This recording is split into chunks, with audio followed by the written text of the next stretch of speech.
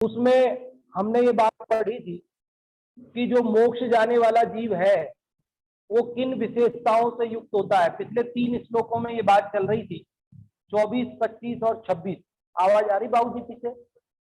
हाँ, तो उसके अंदर अपन ने ये बात पढ़ी थी कि किस प्रकार से पहले 24वें में 9 विशेषण बताए थे, 25वें में 7 विशेषण बताए थे, और कल 26वें के अंदर कितने बताए थे?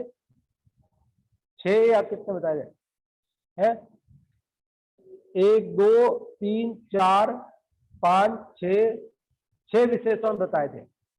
और अब आज इस 227वें श्लोक में क्या कह रहे हैं उसकी चर्चा अभी पहले श्लोक पढ़ते हैं फिर करते हैं। शार्दूल विक्रीडित छंद है, ये सरल है, इसका पढ़ने का तरीका अपन कई बार पढ़ चुके हैं। दासत्वं विषय प्रभोर्गतवता महात्मा प्रिय सांपर तेषां भोगुण दोष शून्य मनसाम किम तत्पुनर्नश्यति भेतव्यं भवतैव यस्य भुवन प्रद्योतिरात्मत्रयम् दाम्यन्तीन्द्रियतस्कराश्च परितः स्वां तन्मोहो जागृति। विषयेन्द्रपति के दास हुए जो निज को पर के करें अधि गुण और दोष विवेक शून्य जो उनका क्या हो सकता छी। 3 भुवन उद्योतित जिससे वह रत्नत्रय तेरे पास भ्रमते इंद्रिय चोर सर्वता अतः निरंतर भय से जा। क्या कह रहे इसके अंदर? ये कह रहे हैं कि देखो जगत के जीव 5 इंद्रिय के विषयों में आसक्त हैं। जगत के जीव स्वच्छंदी हैं, स्वच्छंद प्रवृत्ति करते हैं। जगत के जीव पापों में रमते हैं। जगत के जीव संयम मार्ग से दूर रहते हैं, धर्म मार्ग से दूर रहते हैं। तुम उनको देख देख कर उनके अनुसार परिणमन मत करना। क्या कह रहे? यहां जो निकट भव्य जीव है जो मोक्ष मार्ग पर आगे बढ़ रहा है उसको क्या समझा रहे? तो भैया तुम मोक्ष मार्ग पे बढ़ रहे हो, तुम धर्म मार्ग और संयम के मार्ग पर चल रहे हो, तो ये जगत के जीव जो उल्टी प्रवृत्ति कर रहे हैं ना, उनको देख देख कर तुम भ्रष्ट मत हो जाना। तुम उनके अनुकरण देख देख करके करने मत लगना उनकी तरह। आप लोग तो ऐसा करते हैं, लोग तो ऐसा करते हैं, उनको देख देख कर तुम मत ऐसे हो जाना। तो बोले क्यों, क्या दिक्कत है? ये हो गए तो मैं भी हो जाऊं तो वो उदाहरण से बात करते हैं। कहते हैं, क्या कहते हैं? देखो पहले संस्कृत से देखो, सरल है, कठिन नहीं है, आप सब समझ सकते हैं। दासत्वम विषय प्रभोर्गतवताम। क्या है दासत्वम? दासत्वम मतलब दासपना। किसका दासपना? विषय प्रभो, विषय रूपी प्रभु, विषय रूपी स्वामी का दासपना को जो गतवताम प्राप्त हो गए हैं। गतवता मतलब प्राप्त हो गए हैं। किसमें, किसको प्राप्त हो गए? जगत के जीव कैसे हैं? उन्होंने विषयों को ही अपना भगवान मान लिया और वे विषयों के दास बन के बैठे हैं कि मुझे अच्छा भोजन मिल जाए, मुझे अच्छे कपड़े मिल जाए, मुझे घूमने और फिरने मिल जाए। 5 इंद्रिय विषयों को अपना भगवान मानकर वे उनके दास बनकर उनकी चाह में भटकते हैं। आत्मा भी ये शाम परह, और आत्मा भी जिनका पराधीन है। कैसे हैं जगत के जीव? विषयों को अपना भगवान मान लिया, वे विषयों के दास बन गए, भक्त बन गए, पुजारी बन गए, और अपने आत्मा को भी विषयों के पराधीन कर दिया कि चाय बिना चले नहीं। अगर चाय हमें तो चाय इतने बजे चाहिए पड़ती है, थोड़ा सा लेट हो जाए तो नहीं चलता है। तो ये कोई भी चीज की ऐसी पराधीनता तो विषयों के दासपने को प्राप्त हुए ना। और कैसे है, तेसाम उनका भो अरे गुण दोष शून्य मनसाम, जो गुण और दोष से शून्य मन वाले हैं, मतलब जो गुण और दोष का विचार ही नहीं जिनको, कि क्या गुण है, क्या अच्छी बात है, क्या बुरी बात है, किसमें मेरा भला है, किसमें मेरा बुरा है, ये समझ जिनको नहीं है। किम तत् पुनर्नश्यति, किम मतलब क्या, तत् मतलब उनका, पुनः मतलब फिर, नश्यति मतलब नष्ट होगा। तीन विशेषताएं बताई जगत के जीवों की। पहली विशेषता विषयों के दास बन रहे हैं। दूसरी विशेषता आत्मा को भी पराधीन कर रखा है। तीसरी बात कि जो गुण और दोष को जानते नहीं है, ऐसे लोगों का क्या बिगड़ेगा,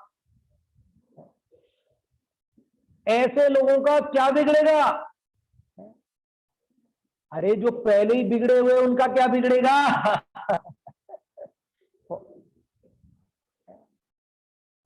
कई लोग वो अपन ऊनी कपड़े होते ना, ये सादा कपड़े होते हैं, तो कहते आप धो इनको, अशुद्ध हो गए तो कहीं जाके आए ना, दाग वाग में जाके आते हैं पर, तो धो भाई सारे कपड़े धो। और ऊनी कपड़ों को बोले इनको धोने की जरूरत नहीं। क्यों, ये अशुद्ध नहीं होते क्या। अरे ये अशुद्ध ही है, ये अशुद्ध ही है, ये अशुद्ध होंगे क्या, और आप धोगे तो भी शुद्ध होंगे कैसे। अरे ये तो बालों के बने हैं ना, जानवरों के, भेड़ की ऊन से बने हैं ना, ऊंट की ऊन से बने, तो अशुद्ध ही है, बाल अशुद्ध ही है, ऊन पहले ही अशुद्ध ही है, वो अशुद्ध क्या होगी। समझ गए ना बात। जो पहले ही बिगड़े हुए उनका क्या बिगड़ेगा, उनका कुछ नहीं बिगड़ेगा। लेकिन भेतव्यम भवता एव, भेतव्यम मतलब भय करना चाहिए, भयभीत रहना चाहिए, डरना चाहिए। भवता एव तेरे द्वारा ही, तू डर। वो नहीं डरते हैं, जगत के जीव नहीं डरते हैं, विषयों में उलझते हैं। क्यों, क्योंकि उनका क्या बिगड़ेगा, वो पहले ही बिगड़ा हुआ उनका। लेकिन तू तो डर उन विषयों से, कि मैं क्यों डरूं, वो नहीं डरते तो वे नहीं डरते तो मैं क्यों डरूं। तो कहते हैं यस्य भुवन प्रद्योति रत्नत्रयम, यस्य मतलब जिसके पास, भुवन प्रद्योति, भुवन मतलब लोक, प्रद्योति मतलब प्रकाशक, प्रकाश, तीन लोक को प्रकाश करने वाला, रत्नत्रयम, रत्नत्रय सम्यक दर्शन ज्ञान चारित्र तेरे पास है, इसलिए तू डर। क्योंकि तूने अगर उनके अनुसार वर्णन किया तो तेरा रत्नत्रय छूट जाएगा। अभी बोलचाल की भाषा में बात करेंगे, एक बार संस्कृत में समझ में आ जाए।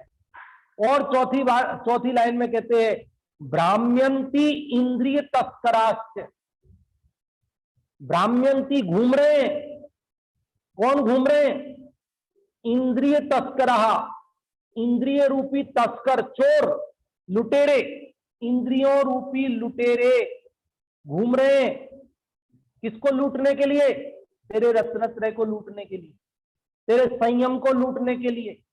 कहां घूम रहे, परितः स्वाम, परितः मतलब चारों ओर, परितः मतलब चारों ओर, सब ओर, किसके, स्वाम तेरे, तेरे चारों ओर ये इंद्रियों रूपी लुटेरे तेरे संयम को लूटने के लिए घूम रहे हैं।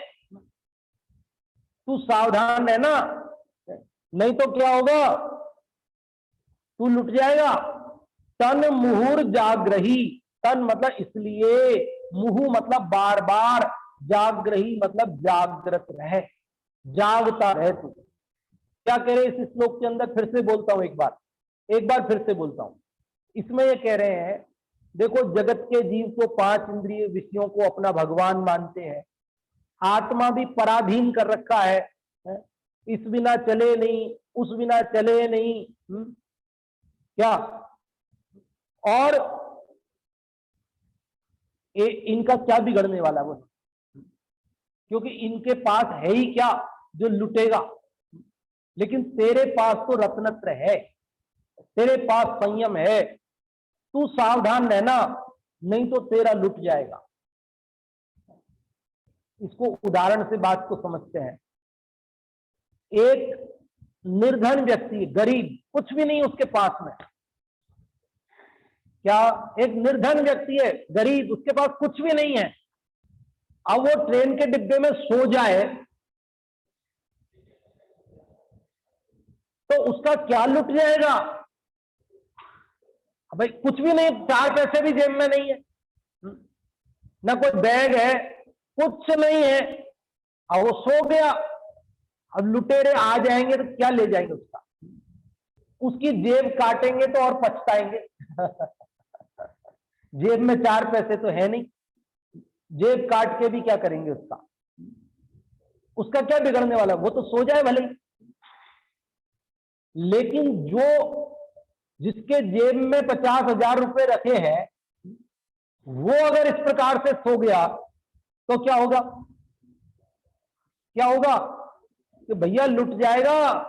जेब में अगर पैसे रखे हैं तेरे पास में तो तू जागता रहे, सावधान रहे, नहीं तो ट्रेनों में जेब कतरे बहुत घूमते हैं। समझ गए बात को? क्या क्या क्या समझ में आई बात? कि जिसकी जेब में 4 पैसे नहीं है उसको लुटने का कोई डर नहीं, काय का डर है। लेकिन जिसके पास पैसे हैं उसको तो लुटने का डर है, इसलिए उसे तो क्या करना होगा कि ऐसे सोना नहीं पड़ेगा घोड़े बेच के, उसे जागते रहना पड़ेगा, उसे सावधान रहना पड़ेगा, उसे सतर्क रहना पड़ेगा। अगर वो देखे कि ये तो सो रहा है, अरे ये सो रहा है लेकिन इसके पास लुटने के लिए कुछ नहीं है भाई, लेकिन तू सो गया तो तेरा लुट जाएगा। तो ऐसे ही जो संयम मार्ग पे चल रहे हैं, जो धर्म मार्ग पे चल रहे हैं, उनको समझाते हुए कह रहे हैं, क्या कह रहे हैं?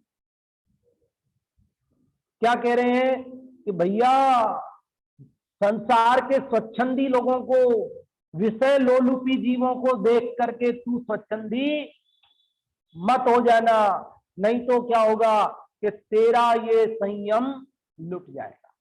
10 लक्षण की पूजन में पंक्ति आती है ना, संयम रतन संभाल, विषय चोर बहु फिरत है।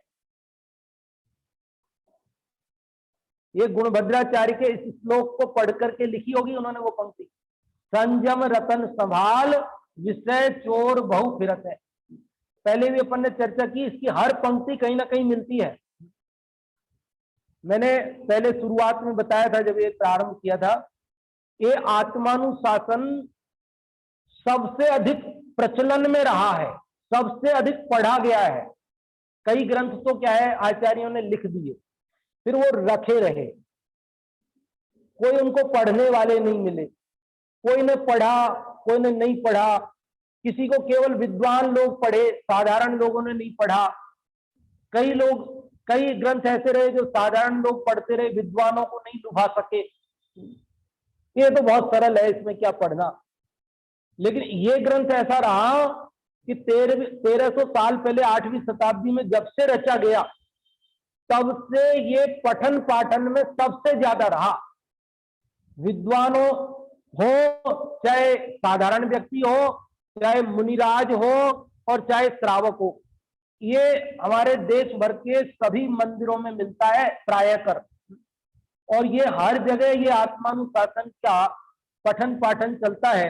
और इसके जो श्लोकों में जो बातें आई है, जो उदाहरण आए हैं, ये इनके बाद में जितनी भी किताबें लिखी गई उन सब में मिलते हैं। इससे ये पता चलता है कि ये पढ़ा उन्होंने, प्रचलन में था, और इसके जो उदाहरण थे, जो बातें थी, वो हर जगह आई है। इसका मतलब इसने हर एक को प्रभावित किया है, इसलिए इसको हम सबसे ज्यादा पढ़े जाने वाले ग्रंथों में, टॉप 10 ग्रंथों में रख सकते हैं। ऐसा यह आत्मानुशासन नामक ग्रंथ है। इस ग्रंथ का ये आज अपन 227वां श्लोक पढ़ रहे हैं, और जिसके अंदर आचार्य गुणभद्र देव हमें क्या कर रहे हैं कि सावधान कर रहे हैं। क्या कर रहे हैं? सावधान कर रहे हैं। क्या सावधान कर रहे हैं? कि देखो, जगत के जीवों को देख देख कर तुम भी विषयांध मत हो जाना, क्योंकि वे तो पहले ही कुछ है नहीं उनके पास, और तुम्हें भाग्य से ये जिन धर्म मिल गया, तुम्हें भाग्य से ये जिनवाणी मिल गई, तुम्हें भाग्य से ये सच्ची बात समझ में आ गई, तो तुम अगर उनके अनुसार चलोगे तो ये तुम्हारा क्या होगा कि जो भाग्य से प्राप्त है ना निधि, ये निधि से वंचित रह जाओगे। लोगों को ऐसा होता है ना, वो फेसबुक पे, व्हाट्सएप पे, सोशल मीडिया पे तमाम विकार प्रदर्शित होते हैं जगत के। साल भर घर में रहता है, सादा कपड़ों में रहता है, सादा भोजन करता है, उसका कोई फोटो खींच के फेसबुक पे डालता है,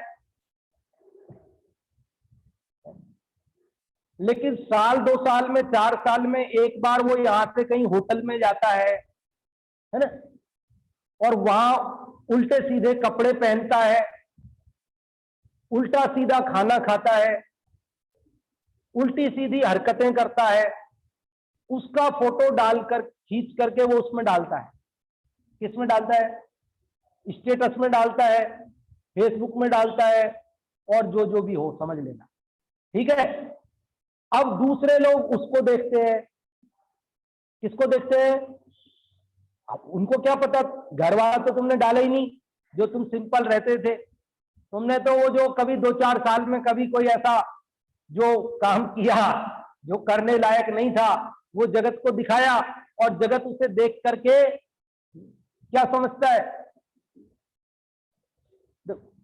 आप 400 लोगों को जानते हैं, और उन 400 लोगों में से 40 लोग, 10% लोगों को तो घूमने का नंबर आएगा ना भाई। 10 साल में एक बार घूमेंगे तो आखिरकार 40 तो घूमेंगे ना 400 में से, तो वो 40 लोगों के ही दिखेंगे आपको, तो वो 360 लोगों के तो दिखेंगे नहीं आपको।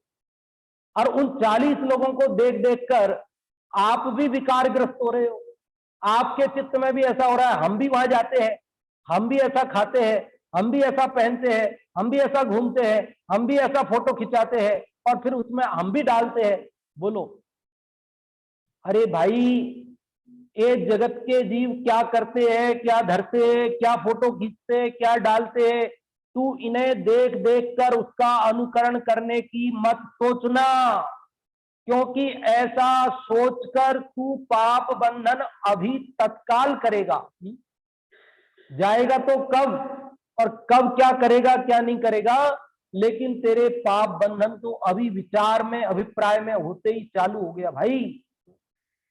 तो ये जगत के जीवों को देख देख कर तू विकारी मत होना, और विकारी होने का भाव मत रखना, क्योंकि हमको भाग्य से सद्बुद्धि प्राप्त हुई है।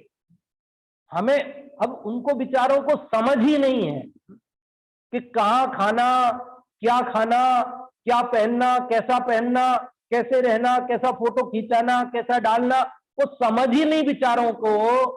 अब ना समझ लोगों ने डाल दिया है, तो ना समझ लोगों का देख देख कर तू भी वैसा होने की चेष्टा मत करना। नहीं तो भाई वो तो समझते नहीं, उनका क्या, लेकिन तू तो समझता है भाई। समझ में आती है बातें?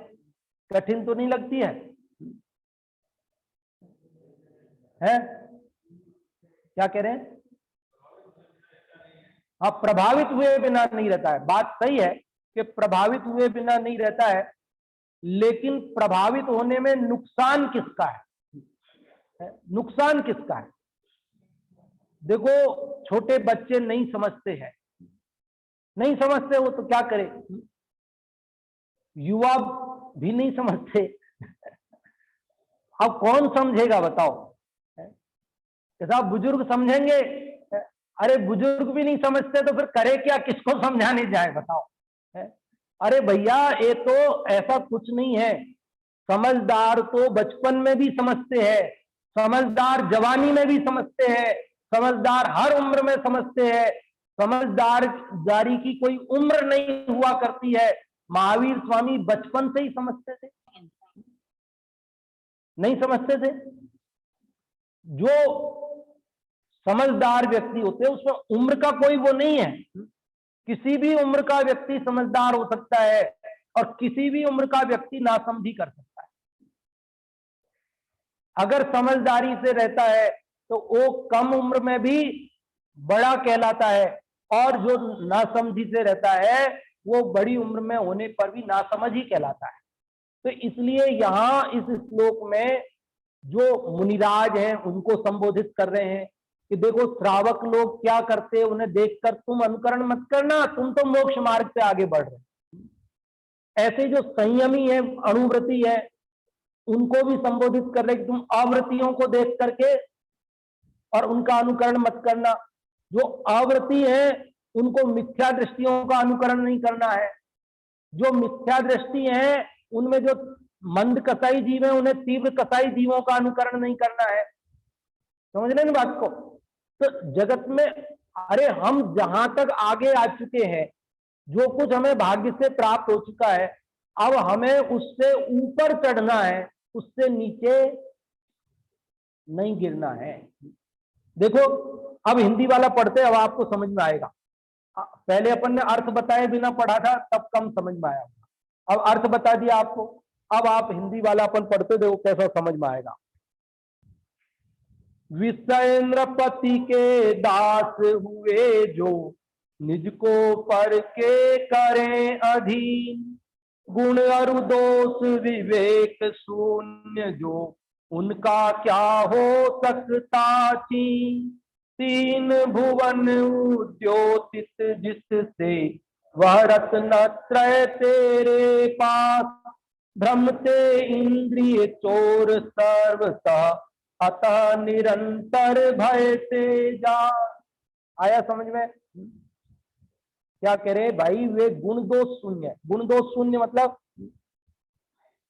देखो जिसको ऐसा विचार नहीं है मैं कौन हूं, कहां से आया हूं, कहां जाना है, मेरे जो ये भाव हो रहे इनका क्या फल मिलेगा, अब जिसको बेचारे को ये समझ ही नहीं है तो वो तो कुछ भी करेगा। लेकिन भाग्य से हमें तो ये समझ मिली है ना कि मैं अनादि निधन एक ज्ञायक भाव हूं, परम पारिणामिक भाव हूं, ऐसा अपने को सद्बुद्धि जागृत हुई है। मैं कहां से आया हूं कि मैं अनादि अनंत हूं, 4 गति 84 लाख योनियों में परिभ्रमण करता हुआ आज यहां पहुंचा हूं। कहां जाऊंगा कि यदि मैं अपने निशुद्धात्मा को समझकर लीन हो सका तो भव का भ्रमण मिट जाएगा, अन्यथा ये भ्रमण तो चालू ही रहने वाला है। और मेरे जो ये भाव हो रहे हैं कि वो जो सोशल मीडिया पर लोगों ने अपनी भड़ास निकाली है उसको देखकर यदि मैंने उसका अनुकरण करने की कोशिश की तो मुझे भी तीव्र कसाय भावों से तीव्र पाप बंधन होना है। और यदि मैं उससे बच गया तो मैं पाप भावों से बच जाऊंगा, दुखों से बच जाऊंगा। और वो कितनी समस्या होती है वो डाल देते हैं उसमें, अभी साहब हमने हार खरीदा और आज पहन करके उसको उसमें फिर वो चोर देखते हैं कि चलो इसको आता है ना वो उस पर, मैं देखा तो नहीं है लेकिन वो टीवी पे कभी कभी विज्ञापन आता है, वो कौन सा आता है, एक कोई पुलिस का आता है ना, कोई पुलिस का, तो बोलेगा अभी अभी हमने स्टेटस अपडेट किया हार पहनकर और 5 मिनट में चोरी हो गया। 5 मिनट लोग लाइव लोकेशन डालते हैं, आज हम वहां जा रहे हैं, अब लाइव लोकेशन डाल रहे हो, अब आपके पास कुछ है ही नहीं लूटने को, जब तो खैर आपका क्या बिगड़े, लेकिन आपके पास कुछ है तो लग जाएंगे लुटेरे आपके पीछे। कई सारी दुर्घटनाएं हम देखते हैं, देखते कि नहीं देखते? क्यों? अब उन्हें पता ही नहीं है, उसमें हमारी सारी डिटेल जा रही है, अपनी सारा अपना बायोडेटा डाल रहे हैं, कुछ भी डाल रहे हैं, जो समझ ही नहीं है, भर दिया है जो डाल रहे हैं, और फिर उसका कोई दुरुपयोग कर रहा है। आज जितने भी चोर लुटेरे पकड़ में आ रहे हैं इस मोबाइल की कृपा से पकड़ में आ रहे हैं। ये सोशल मीडिया की कृपा से ही पकड़ में आ रहे, क्योंकि वो अपनी बहादुरी को वहां दिखाए बिना नहीं मानते, और वहां दिखाते तो पकड़ में आ जाते, और जो जो उससे बचे रहते वो बचे रहते। तो एक कर्म से पकड़ में भी आ जाते हैं, पुलिस के पकड़ में आए या नहीं आए, लेकिन कर्म के पकड़ में तो जीव आ ही जाता है। यहां कह रहे भाई, अपने से नीचे जो लोग वर्तन कर रहे हैं उनका अनुकरण करने की कोशिश मत करना, बल्कि अपने को क्या करना, आगे बढ़े। इसका अर्थ पढ़ते हैं, देखो, या भावार्थ ही पढ़ देता हूं डायरेक्ट। भावार्थ देखो, अर्थ तो पढ़ ही लिया अपन ने। जैसे संसार में निर्धन व्यक्ति जागृत रहे या सोता रहे, है ना ग्रंथ आपके पास दिख रहा है सब? क्या जैसे संसार में निर्धन व्यक्ति जागृत रहे या सोता रहे, उसे चोरों का कोई डर नहीं है। चोर उसका क्या बिगाड़ लेंगे, क्या बिगाड़ेंगे उसका? परंतु हीरा, माणिक, मोती, ऐसे रत्नत्रय आदि धन से युक्त पुरुषों को चोरों से सदा सावधान रहना चाहिए। यदि सावधान न रहेंगे तो वे चोरों द्वारा लूटे जाएंगे। उसी प्रकार अविवेकी जीव तो रत्नत्रय धर्म से रहित हैं, उन्हें इंद्रिय रूपी चोरों का डर नहीं है, इसलिए प्रमादी होकर विषयों का सेवन करते हैं। परंतु तू रत्नत्रय रूपी धन का धारी है, इसलिए इंद्रिय रूपी चोरों से सावधान रहना चाहिए। यदि तू प्रमादी रहेगा तो अपना धन लुटाएगा। बोलो, लुटाना है धन? नहीं लुटाना ना, तो सावधान रहने के लिए कहा है। अन्य ऐसे हीन जीवों का अनुकरण करने के लिए, साहब वो तो जमीकंद खा रहे हैं, अरे भाई कोई खा रहे हैं, उनको खाने दो तो क्या कहें, लेकिन अपने को अनुकरण नहीं करना। क्या साहब वो तो ऐसा कर रहे, सब तो कर रहे, सब तो घास पे कर रहे, करने दो, जो कर रहे पाप उन्हें ही मिलने वाला है, लेकिन हम करेंगे तो पाप किसको मिलेगा? हमको नहीं। कोई भी गलत कार्य कर रहे हैं तो वो गलत कार्य का अपने को अनुकरण नहीं करना, उसका अनुमोदन नहीं करना। क्या क्या नहीं करना? अनुकरण नहीं करना, और क्या नहीं करना? अनुमोदना नहीं करना।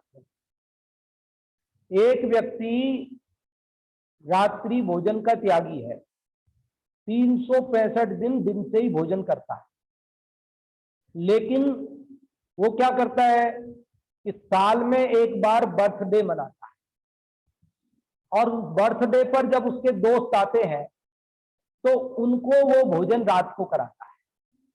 क्या करता है?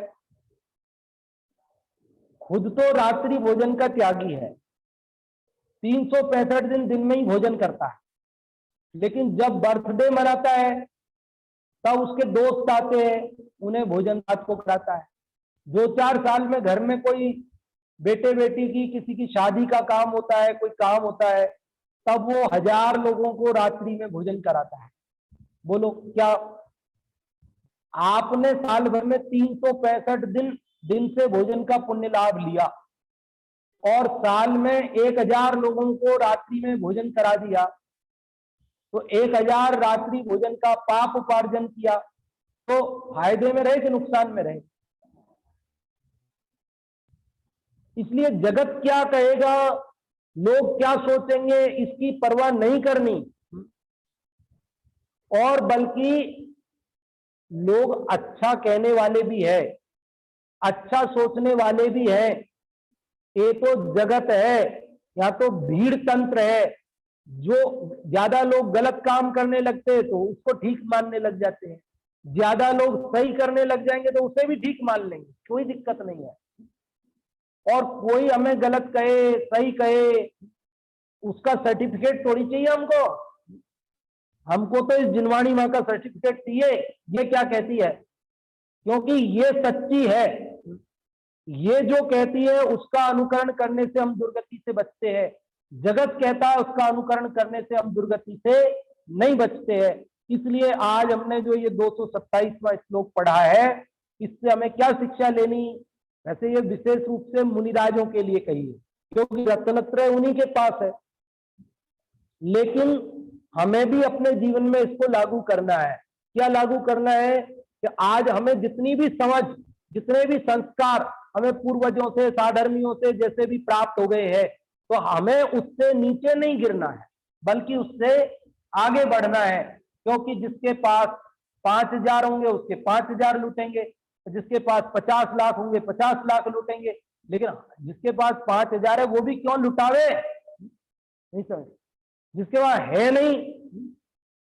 अच्छी बात तो यह है कि वो भी ना लूटा जाए, मतलब वो भी ऐसे मार्ग पर नहीं चले, भली बात तो यह है। लेकिन कम से कम जिन्हें समझ आई है वे तो कम से कम ऐसे जीवों को देखकर विषयासक्त नहीं हो और सावधान रहें, अपने धर्म मार्ग में आगे बढ़ते रहें। इस मंगल भावना से अभी की बात को विराम देते हैं और जिनवाणी स्तुति करते हैं। अपन कौन से नंबर की आज